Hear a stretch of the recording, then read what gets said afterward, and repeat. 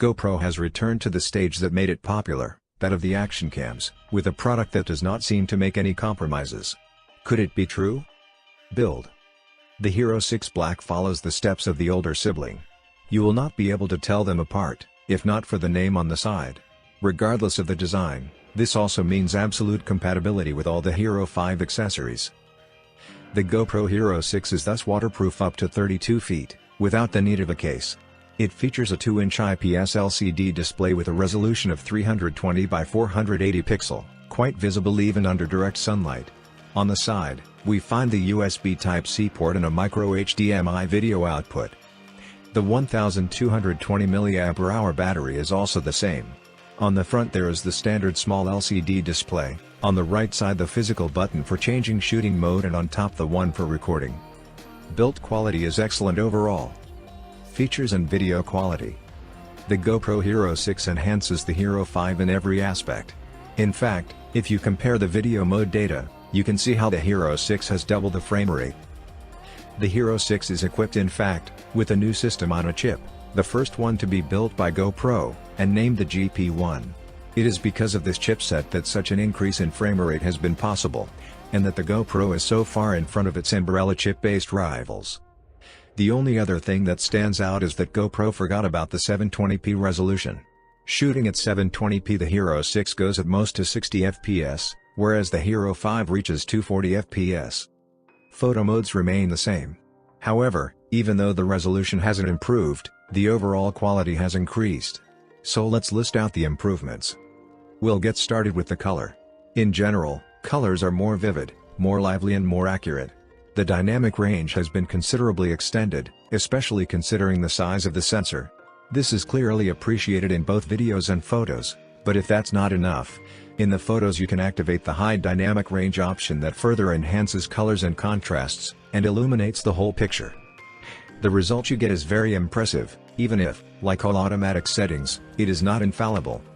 When the sun sets, it is possible that the algorithm introduces excessive noise or fails to reproduce some of the colors. Along with the dynamic range, there has been a significant increase in quality in low light conditions. The images are in fact quite nice and with less noise, even when shooting indoors.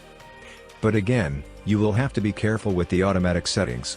Low light HDR is not recommended. And when in video mode, you should be careful using ProTune, the manual controls, or the auto low light option, which can help out by reducing the frame rate, but can also lead to color aberrations.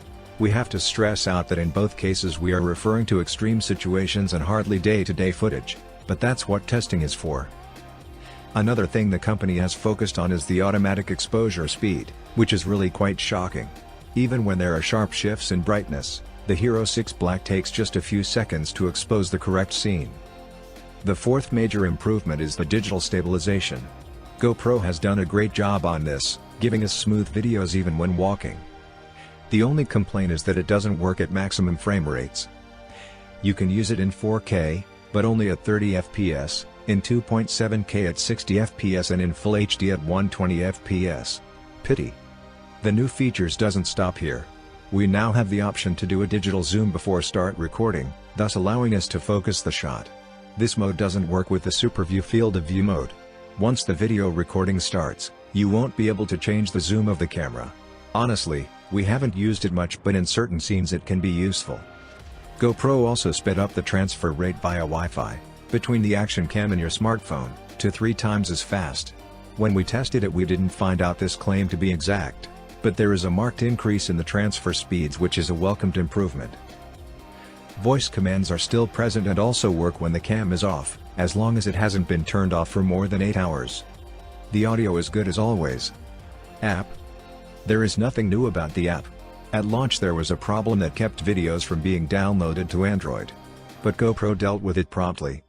Other than that, the GoPro app works very well, and you can use it as a viewfinder, to change the settings of the action cam, and in order to keep it up to date.